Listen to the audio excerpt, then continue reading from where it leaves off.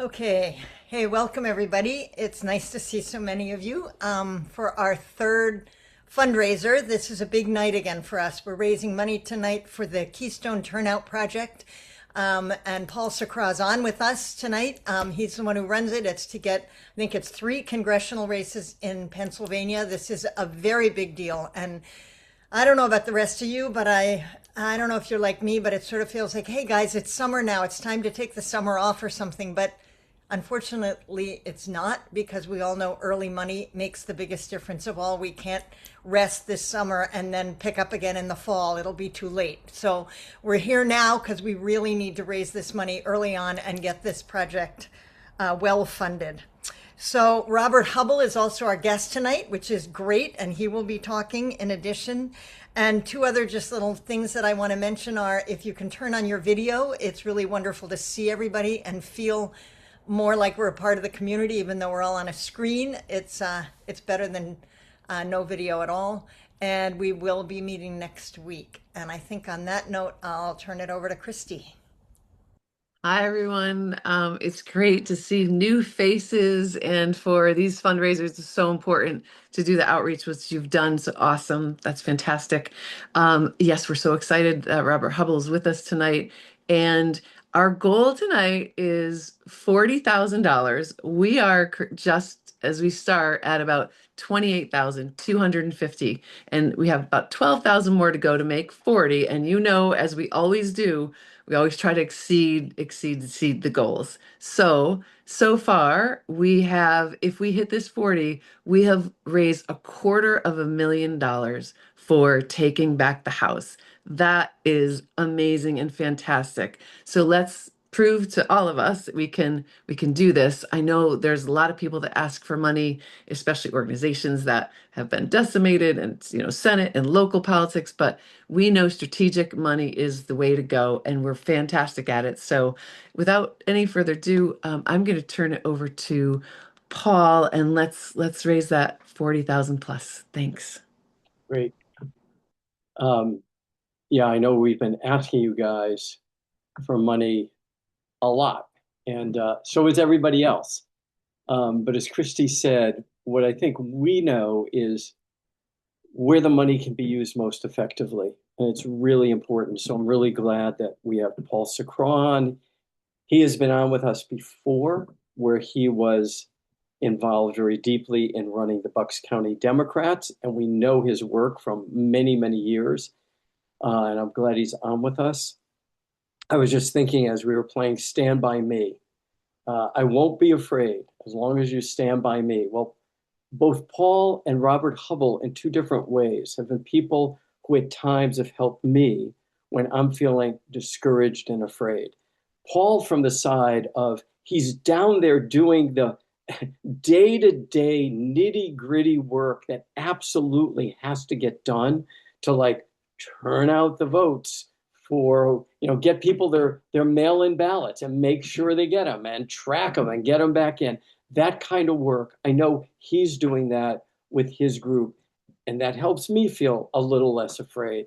Or somebody like Robert Hubble, who takes a bigger picture and kind of is able to write and frame. If you don't read his newsletter, you should get it. And we'll put that in chat, where he talks about what's happening now and his impression of it. And for me, many times it has helped me just walk away and feel like I have a better both intellectual understanding and a grounding. And that helps me feel less afraid.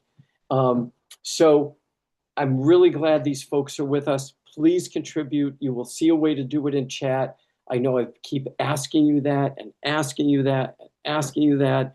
And folks, we're the ones, look around at all this, scroll through. We're the ones who are going to lead the charge here, and especially on providing the finances that our campaigns need. So, no further ado, I want to turn this over to Paul Sacraw. So, Paul's group, the Turnout Voter Project, is aiming at flipping 3 congressional seats that are close to counties that are close to in congressional districts right near Bucks County. So, Paul, I'm going to turn it over to you, and thank you for being here. Sure. Thanks so much, Paul, and thanks everyone. I was saying earlier to Paul frankly, our program wouldn't be happening without Friday Action. We've been involved with Friday Action since 2020, when vote by mail first started here in Pennsylvania, and it's a real privilege to be back. Just to talk a little bit about our program and give you some background on what we do. We're basically data driven. So everything we've got some data scientists, kind of geeky people around. We test things, we measure things so that every time when we repeat our cycle, we get a little bit better each cycle. And we've been fortunate with your past support. Uh, this is we've done this 12 different cycles. So last year, a group of us got together and said, let's take this outside of Bucks. We wanted to expand it. And what's the biggest impact we could do? Of course, just what the focus is here, Congress. So what we've done is we've taken our program and we've expanded it to include the key congressional flippable districts. So we've taken what we've done in Bucks. Bucks, by the way, is seen as well, we're number one. We're the number one county in Pennsylvania, recognized for our ability to turn out voters to vote by mail, who wouldn't normally necessarily vote, like low propensity voters who don't vote every cycle. And the program's got two components. We help people sign up and we help them return so they're successful. And that's kind of the core of our program. In what we do each cycle. And it involves postcards, which get sending out to the voters, as well as outreach by email. But our real focus is here. We've proven our program through these tests, and we hope to shift the vote like maybe 1% on the people that we touch. And those numbers can add up in these districts. If you take a look at the screen here, those congressional districts in Pennsylvania, there's three flippable districts that we're focusing on. And the margin of error is very small. So we think we can contribute a significant margin to help shift that and flip it the Democratic way. So, Paul, I'll give that back to you. Thanks. Thanks, Paul. And as you guys know, everybody knows, right now we only need 4 seats to flip the House. I mean, they only have a 4-seat advantage. We're talking about 3 in Pennsylvania. That is a big deal. So, Paul, thank you. I hope you'll come back on later so we can ask more questions specifically. But I want to introduce Robert Hubble right now. And if Michael, I'm going to go off of my, so we're going to need some technical help. I'm going to go off of being spotlighted. And if you can spotlight Robert Hubble, great. I see him in my spotlight. That's fantastic. Thank you for coming, Robert. And yeah, I'll cut you off after an hour and a half or so. I'm going to speak for 10 minutes and then hopefully answer people's questions. First of all, I recognize some of this group as readers of my newsletter. Thank you for being part of this group, for being a newsletter reader. If you don't know me, let me just say very briefly, I'm a retired lawyer, father, husband, grandfather. In 2016, after Trump won, I began writing a nightly email to my 3 adult daughters as a way of helping them deal with the trauma of having elected a self-admitted sexual abuser, corrupt politician, bully as our president, so that it became very hard for them as young citizens to engage with the news of the day. In fact, I think like many of you may have done, they looked away. I began writing a nightly email to them. Started off with 5 people in 2016. It was 10 people in early 2017, and now it gets to 160,000 people a day on Substack. That's not the point. The point is that after almost 10 years, many of us are feeling the same way. It's exhausting. It's anxiety producing. You wake up every day and you say, oh my God, I see Hubble's newsletter. What has the Supreme Court done today? And we need to lift one another up. And that's my point today. That's what I'm going to close with. And if you only remember 2 things from my comments, it is this. 1, We are winning and we will win. And it is just a matter of time, so long as we do not quit, so long as we do not surrender. And number two, the most important thing you can do at this moment in time is to lead by example, which is exactly what you're doing tonight.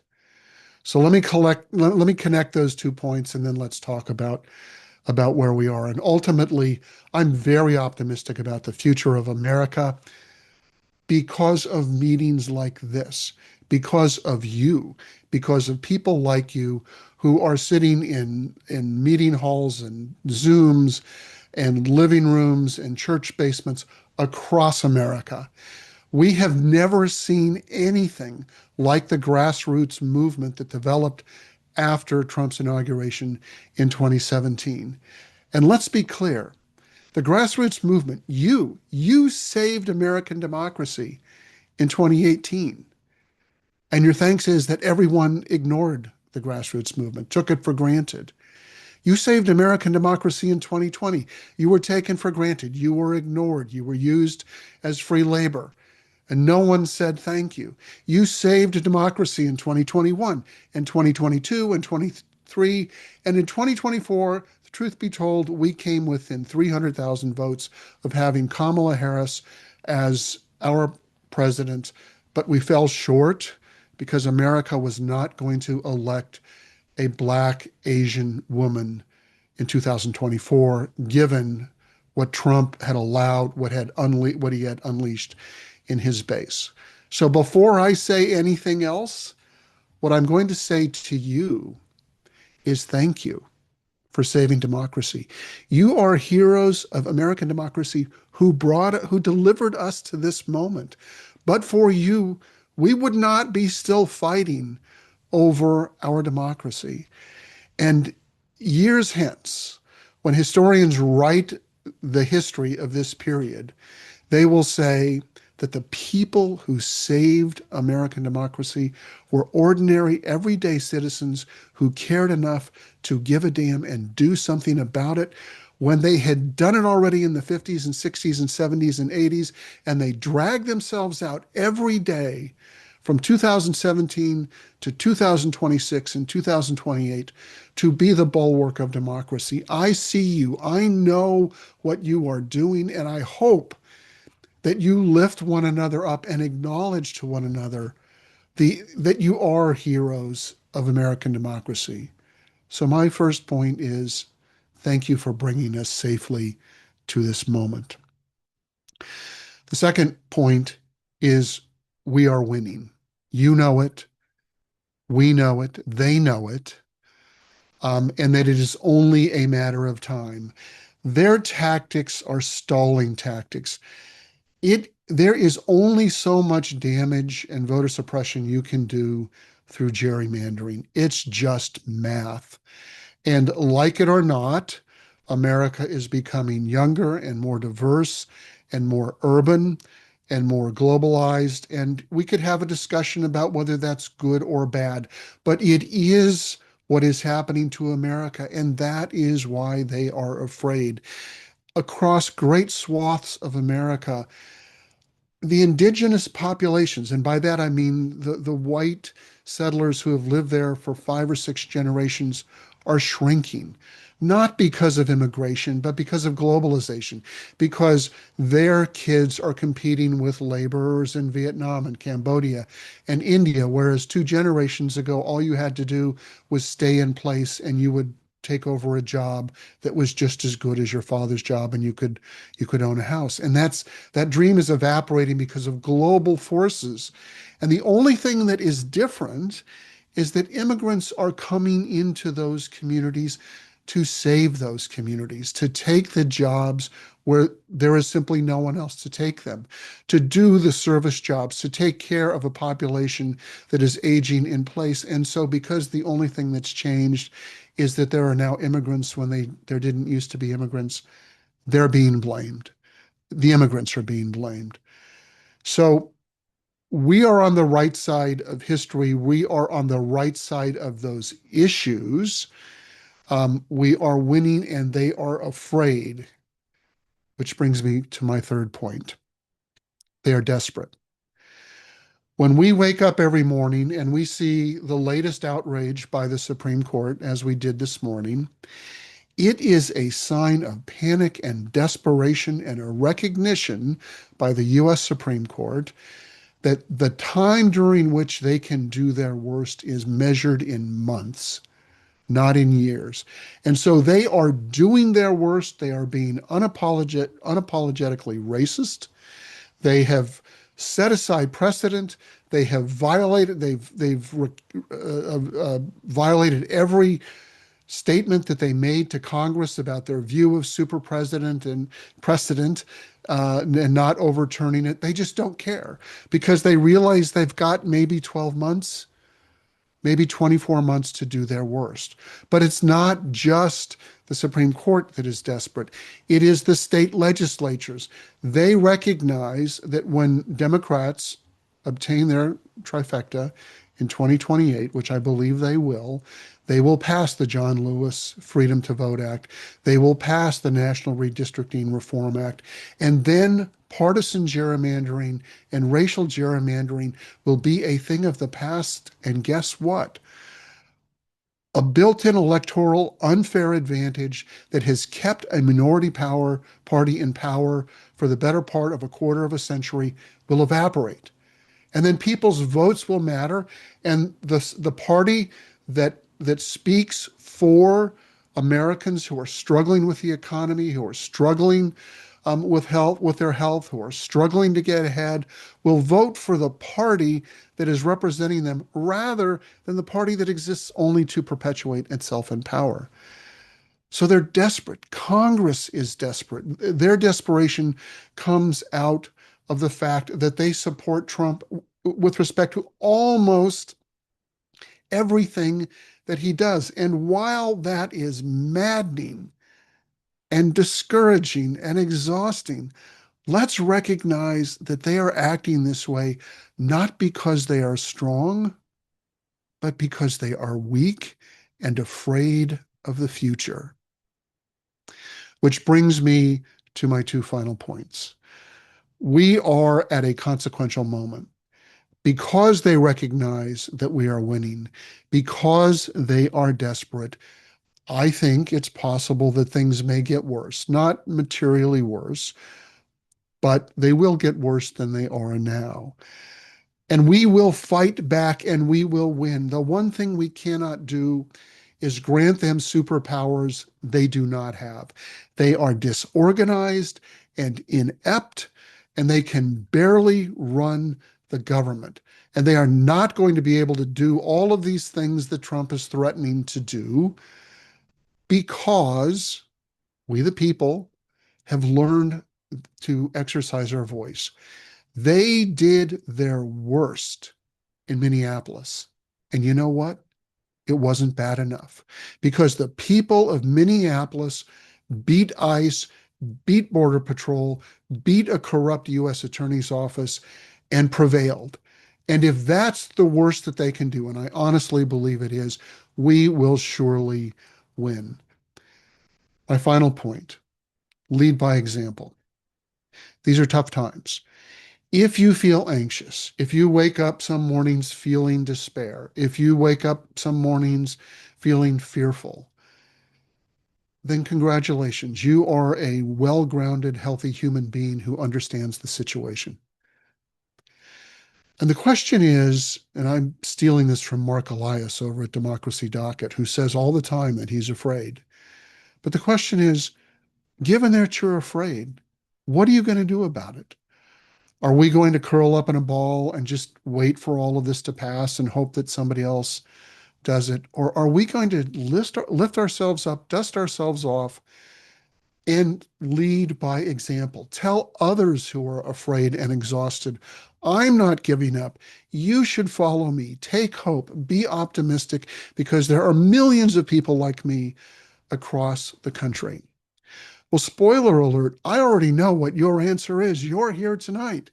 You've been saving democracy for the last 9 years, or however long the Friday Action Group has existed. So let me come back to where I started.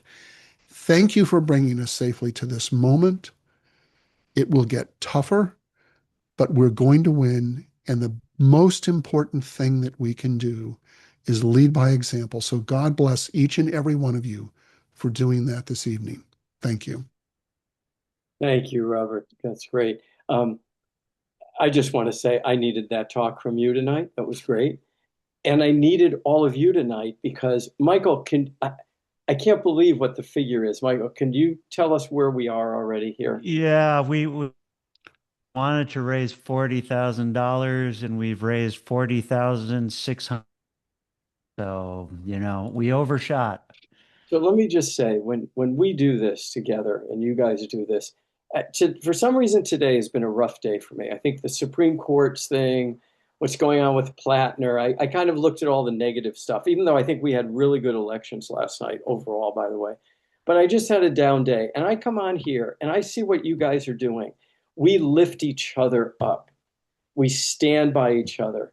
And raising this money, as we know, for some of you are new, but I'll tell you, we have been working with Paul Sacraw and his group in Bucks County. And a lot of you write me and you say, where should I give money? What should I do this? I keep going back to, we will tell you a couple of places that are the most amazing. It's not just they are amazing, but Paul has been a volunteer for years and years doing this. Volunteer meaning I think he works more than full time. So you're giving money to places that we know and we've been involved in their research. It may not look like a lot to win 1 or 2%, as Paul just showed on his chart. But he also showed that there are these three races. You win 1 or 2%, and it's us. It's Friday Action, this group that's going to do it. So maybe we can get to 45,000. And thank you, everybody. Robert, thank you. And if anybody has a question for Robert, put it in chat and we'll see if we can find it. I do have a question for you right away. I want your opinion on what you saw in terms of the primaries yesterday, because it was kind of like one of the biggest days going on. And just any sense you had, good, bad, good day for us, not. I think it was overall a good day. And I think one of the things that we need to be careful about is overinterpreting a complicated primary situation a day or two after it took place. I mean, I think what we really need to see is the discrete data about voter turnout. And what I saw, first of all, in California, we averted disaster. That was good. It's not clear yet who will be the Democratic nominee in the general election. It might be both Steyer and Becerra. It might be either of them because we have a lot of vote to count, and I think it moved around a bit. But what I saw is in general that Democrats put forward strong candidates who sometimes competed with one another in a way that didn't happen on the MAGA side. And that is a sign of strength and health that is good for the Democratic Party. And we should put aside this notion that when the Democratic Party does what it does, which is compete on ideas, that there's something bad about that. There isn't. What is bad is when Democrats attack one another with negative ads, which is what happened in California between Becerra and Steyer. But to the extent that I was able to track the returns, it seemed to me that those Democrats who won were strong, electable, forward-looking candidates, very unlike the MAGA candidates who won, who were just Trump surrogates. So writ large, I look at last night and say, I feel very good about what's happening. And I don't know whether anything happened today with Plattner. I have been we're traveling to Scotland tomorrow for 10 days. So we're in the midst of doing all of that. So I haven't followed that. Let me say this about Plattner and Susan Collins. And I respect anyone who views that whatever Plattner has done in his personal life disqualifies him, from their support. But I will say this, that Susan Collins personally had a large role in demoting women to second-class citizenship. And she had fair warning, and she expressed her concern and wrote a draft email that she never sent. And, it's still sitting on her computer. And she was the deciding vote with Brett Kavanaugh. And it was because of that we have taken away autonomy from women over their bodies. That has affected 160 million women.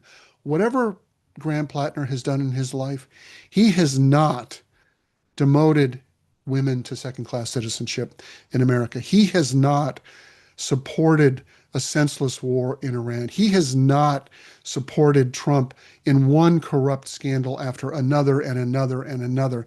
And I wish we were not in a situation where we had a candidate with, a very complicated personal history, and maybe it's worse than that. I don't know. But I do know that we have a Republican senator who has abandoned the Constitution so that she can support the cult of Trump. And I don't care who Democrats run against Susan Collins. That's who Democrats should support. Here, I'm with you 100%. I will, by the way, everybody, I will be focusing on the race in Maine next week and giving you some of my thoughts and some of other people's thoughts on that. Obviously, we have, and Robert, in the chat, there's a question about, I'm just going to phrase it generally because if somebody wrote me and then there's a general one. But it's always this fear of, the dirty tricks that the Trump administration is going to pull today when he appointed, or yesterday when he decided that Pulte would be a good person to run the National Security Agency. That is this just all a setup to, sabotage the elections? And I know you and I have talked about this, and I loved when you spoke about it. So can you just address those, legitimate concerns? People are frightened about it and concerned about what it's going to mean. As they should be. I mean, they're absolutely legitimate concerns. But I want to say, just out of the gate, we're going to have elections in 2026, and we're going to win. And we're going to have elections in 2028, and we're going to win. And there is nothing that Trump or the DOJ or the NSA or DNI or the CIA or the Army or ICE or Border Patrol can do to stop it. There just isn't. It's what they are doing is they are engaging in psychological warfare. They are trying to undermine our confidence in elections for a very special case. And that special case is when there's 11,821 votes in a state that can flip the result. If we turn out in a wave election, there is nothing they can do. And I want to take people back to November 2025. Everyone's forgotten about this, but before the November 2025 elections, there was a whole, series of off-year elections. Trump was making noise about the fact, well, maybe some of the elections were rigged and people were doing this, and maybe he's going to have ICE at the polls and all of that. And I heard those same concerns, legitimate concerns, from my readers. And the day after Election Day in November 2025, what happened? Trump invited Mondani to the Oval Office. Nothing happened. And the reason nothing happened is because the margins of victory were incontestable. There was no way for Trump to screw around with 11,821 votes or 10 votes or 300 votes. If we win by large margins, there is nothing they can do. But even if we win by thin margins, the president has no power over elections under the Constitution. None. Zero. Yeah. And you. So I have more to say about that, but Paul and I had an agreement that he would keep me to 2-minute answers. So you're doing your job. I love hearing Robert talk. So it's going to be a hard task for me because I get engaged in it, but I'll try and keep up with it. Let's just take a quick kind of fundraising break. Where are we? Can anybody, Christy, Michael, anybody, how much have we raised now? Anybody want to tell me there, Michael? 44. Oh, go ahead, Christy, please. Oh yeah, sure, sure. We're at Armin, $44,500. So just 500 more to go to the okay, so it's 445. 500 more to hit 45,000. And again, I, and I've heard this from all of you. It's not just me saying this. People leave these fundraisers and feel charged up and say, holy mackerel. I mean, guys, our small group is going to raise $250,000. That money overall, a couple of these are overlaps. That will go towards 4 congressional races. It will go to the states project, and it will go to turnout the Keystone Turnout Project, which is what we're raising for tonight. That is so amazing and exciting. And I'll just leave here once again feeling like, okay, today was a little low day for me, but you guys helped me get up. But maybe we can pass that 45 and even head towards that 50 mark. And if we hit the 50 mark, we will hit $250,000 raised. Okay, Robert, I'm thinking of another question for you here. Just seeing what, okay, somebody just asked a very personal question. How do you manage to do all of this? You write this, for those of you who don't read it, this isn't just like me writing you the 4 sentences. This almost every day, I don't know if you do it every day, Robert, or not, but almost every day I wake up, and actually if it's middle of the night, I don't know if you posted at 12 at night, but there it is. And it is a well-written, well-researched, amazing essay is all I can think about calling it. And you do this every day. And what people want to know is, how the heck do you do it? Lack of sleep. Honestly, I started writing this when I was a full-time litigator. I worked for a global law firm, a securities litigator. I traveled all over the world. I live in LA. My practice was in the Southern District of New York and the main SEC headquarters in DC. And so back then I was writing it off the side of my desk late at night, and it was a much more modest undertaking. I retired in 2021. This has become more than a full-time avocation for me. It has become the way that I have joined the resistance. And it, if my wife were here, she would tell you I spend all day and then all night on it. I hope that's not true. But I monitor the news very closely. I have a system where I have trusted sources that I sort of prune stories all day long. I dump those alerts and news into file folders. Around 4 o'clock, Pacific, I begin thinking about what the theme for the day is. And then at 6 o'clock, I put, pencil to paper. By about 10, I have a completed essay with research. I write it all myself. It's just me. I don't have any assistants. I do use AI to fact check myself. And as a result, I have learned not to trust AI at all. Yeah. It's a very dangerous thing. It can do some things well, like go into an article and extract charts, which I do sometimes. But I fact check everything that AI fact checks, just because it's the only way you can do it. And so, let's say that's 10 o'clock. I then have about 2 to 2.5 hours of post production. As some of you know, I record an audio version of that every night. It takes about a half an hour. I take a lot of pride in that. I started doing that in 2019 because one of our close friends is blind, and he was listening to it on a computer voice, and he asked me if I could record it. So I recorded it for him.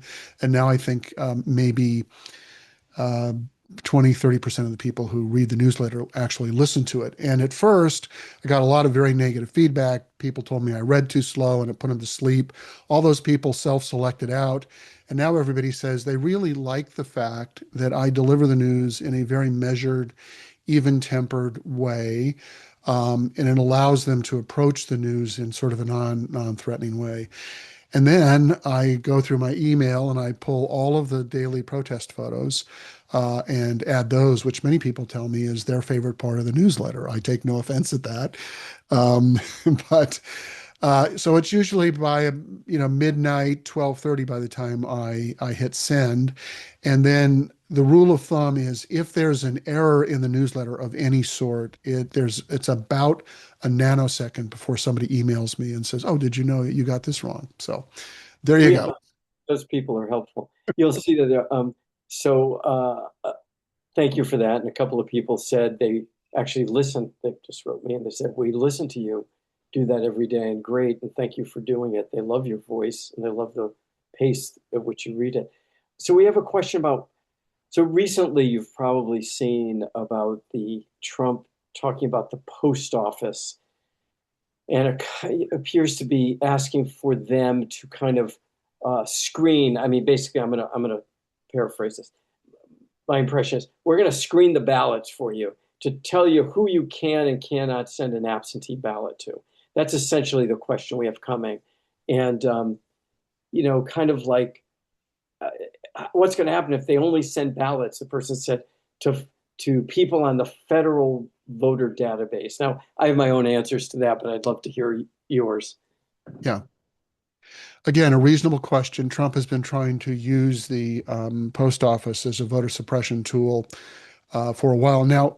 Let me just acknowledge that he has succeeded in the following way: that under DeJoy and then now the new guy, they have reduced the number of regional processing centers from 50-ish to a dozen, maybe 2 dozen. And that has increased the amount of time, potentially, depending on where you live, between when you drop a letter off at the post office and when it's postmarked. It is an objective fact for people who live more than 50 miles away from one of these super processing centers that it's possible that there could be up to a 48-hour delay between postmarking a ballot dropped in the mailbox, which is why you should drop it in a voter box, a drop box, or at a voting station, not at the post office if it's near an election day. Now, that's the worst they can do. These other regulations about sending uh, only absentee ballots or mail ballots only to people who appear on a federal register is not going to happen. It's illegal. It's unconstitutional. It violates Article 1, 2, and 3 of the Constitution. And Trump tried to, this is the second executive order that he has passed or written regarding, the processing of mail ballots. The first one was invalidated by every judge who considered it. The second one, which is we are now on, the first judge who considered it, who was a Trump appointee, said, well, the regulations haven't been issued. I'm not going to enjoin anything that hasn't been issued. Well, the next day after this ruling, the regulations were issued. They will all be stricken. They are unconstitutional. The Constitution does not give any power to the executive over elections, none whatsoever, full stop. And now, let me go on for 30 more seconds. Usually when I say that, someone says, well, they're just going to do it anyway. They're going to ignore the court order. They're going to send the military to seize the ballot, whatever.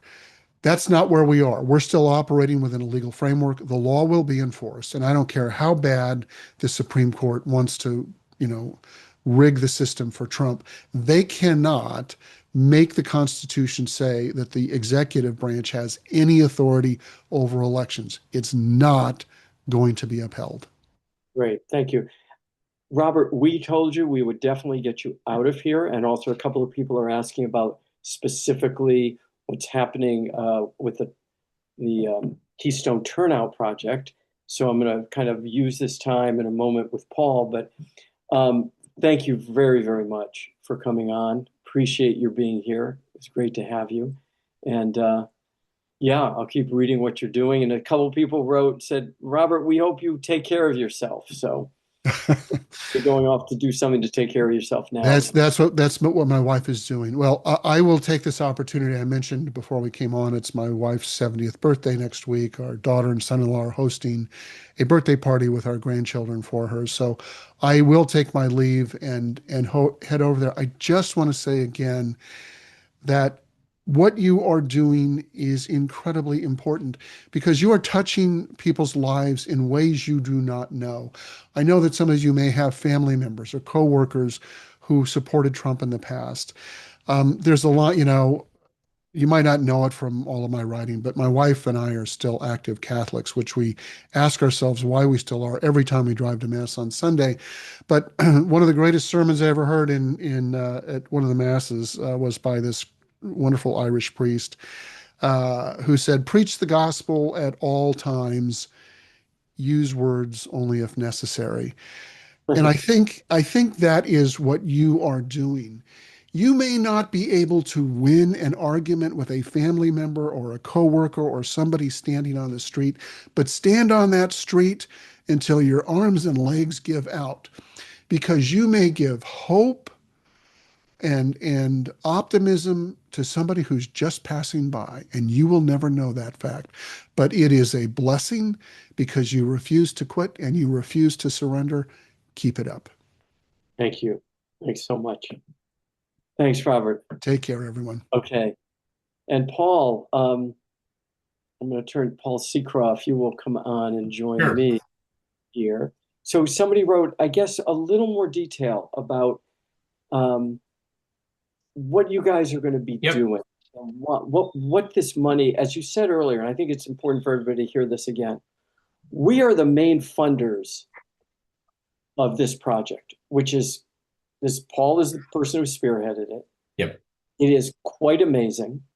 It is running on, compared to everything else, when you hear about people raising, $60 million in the state of in Ohio. We're talking about here, we are raising a sizable chunk of what is needed and what is needed to help win these 3 seats. So Paul, if you could, maybe people ask you questions, but if you could say a little more, and Sure. we mentioned the project that we'll probably be doing in a few weeks, and you'll be back on with us to talk about that. Okay, great. Yeah, just kind of how the program works. There's two main components. One, we assist and we remind voters to vote by mail. All of us have missed deadlines. We forget about things. We need those nudges. So our program, through the years, we've developed messages that resonate with key segments of voters who typically don't turn out every election, to remind them, if they want to vote by mail, to remind them to do it early. So success in voting by mail is contingent on a couple of things. You want to get into the game early, and you want to return your ballot early. So part of it is educating people who elect to vote by mail. And then the second really large component is a chase program. So for people who do sign up for a vote by mail, you may have a student at a university. Believe it or not, we track ballots that get stuck in the mail system at a university on its way to the student. The student has no other way; they can't get back to their local precinct to vote. So this is their method to make sure that their vote is heard. So the second part of our program is Chase. So, for instance, we reach out to voters who are out of state on their ballot mailing address. We get to them early. We get them information about returning by mail. And then you also have people who have other issues with their ballot. There might be a change of address. In Pennsylvania, if you move, ballots don't go to your forwarding address. Well, we have an early alert program that identifies those voters. They say, we've noticed you've changed your address since you applied for your mail-in ballot. You might want to get in touch with the Board of Elections to correct it. These are types of messaging we've used to reach out to voters to ensure that they're successful in getting the ballot across the finish line. And that's why I think in 2025, in the general election, Bucks County, on the percent of ballots returned, we led by 2%. By every other county in the state, we had a 91% return rate when our neighbors were getting 89. So those are some of the things that we're doing, Paul. And Paul, one of the things is, as people wrote, it wasn't just one person, but a Yeah. number concerned about, Trump in the mail. Yep. Whether it's Trump in the mail or just a slow mail system in the mail. Yep. One of the things, folks, when you're contributing here, it's this kind of detail where someone hasn't returned their ballot yet. That Paul, when he was in Bucks County, they get notified that, "Oh, where's your ballot? You got it. We know you got it." One of the reasons we connected with Paul and his group in Bucks County way back was because our friends at Swing Left, we did a big fundraiser for, said, you guys at Friday Action seem like you're very data oriented and you're very cynical about where you contribute your money because you really want to know where it's going. You should call these folks in Bucks County. These are the folks. So if you are ever asking, you get all those text messages. I've gotten 4 because I thought someone was 4 in the course since we've been on asking me for money. I know you guys are getting these too. This will also mean you can ignore all of them, every single one of them. Folks, this is where your money will be used so effectively. So please, if we can hit that 50,000 mark, I think we're getting close. I saw 46,000, so we're almost there. Paul, anything else you want to say? I mean, we're going to try and help you out with some postcard writing, correct? Later. Yeah, we've got because this is, there's a core group of us who are expanding this, and we're looking for support. And another option we have is we have some postcards that would fit well into our program that I think aligned, Paul, with what your group does and could help out with. So yeah, I'm happy to come back and talk more about that program in a few weeks when you have me back. But it would be again reaching these voters who need a reminder to say, hey, now it's time to sign up early. Let's get you into that. That's one thing. Here's another specific about ballots in Pennsylvania. The first wave goes out in one big wave. So if you apply in January, February, March, all the way up until August, you get your ballot in the first wave. It's the people who wait till the end, if they're applying. So for instance, we don't promote vote by mail to anyone 30 days before the election. We'll help the people that self-select and do that. But so this postcard that we have a program for, Paul, would be to get that early reminder out to voters that have not yet signed up, that are targeted, that we know are going to be likely supporters, to get that request in early. Yeah, and I'll go back to these two sides. Robert Hubble, writes this great stuff, puts it out there, extremely important. I read it, I need it every day. And then we need people, it's a lot less sexy and a lot less exciting, but we need people like Paul and the people he works with to win these elections on the ground, to make sure that our voters, some of whom, I'm just going to forget to get my absentee ballot and I'm going to be gone. Or I got my absentee ballot, but I haven't mailed it yet. The research they have done is so crucial, and they know exactly what they're doing. So please, if you can contribute, we're almost done for tonight. I see we're already at almost 8:50. We will play a closing piece of music in a moment. Anybody else has a final comment, Michael or Christy or Jane? And thank you guys for coming on. Someone want to give me an update on money? I mean, when we're talking about $50,000 for this kind of project, when you compare it to, I don't know what it would cost to have like an ad in Pennsylvania or Pittsburgh, but boy, you start running an ad for a week, a 30-second ad, and you're going to run it, you have to run it like 8-10 times. Right there is your 50,000. You want to make a choice of, do you give it to the campaign with the ads or give it to a project like this? This is where the work needs to happen. And this is where, unfortunately, the Democratic Party and the Republican Party falls down. The money goes so much towards the consultants, towards the ads, towards other things. This is directly being used. Christy, where are we? I think you were just going to give. Yeah. How much more we need? We need 3,400 more. And Michael said, who's going to be our hero? Who's going to be the hero? Michael's going to be the hero. But Paul, thank you for coming on. Appreciate it. I think you'll come back with us in a few weeks and we'll talk more about your project and how we can help you out more. Great. And I just want to thank everyone for donating and again for your long-term support, Paul. You're an inspiration to me as well and our organization. So thank you. We're standing by each other on this, and it's really helpful. Thank you, everybody, for coming. Paul, are you going to keep fundraising on Friday morning as well? Yes, what we'll do is we'll play the recording. So maybe we'll get more then, hopefully. Maybe we'll get more then. We'll hit that 50,000 mark. It's what I told Paul we'd get for him, so we're close. Help us out. Okay, closing piece of music. See you guys soon. Thank you for coming.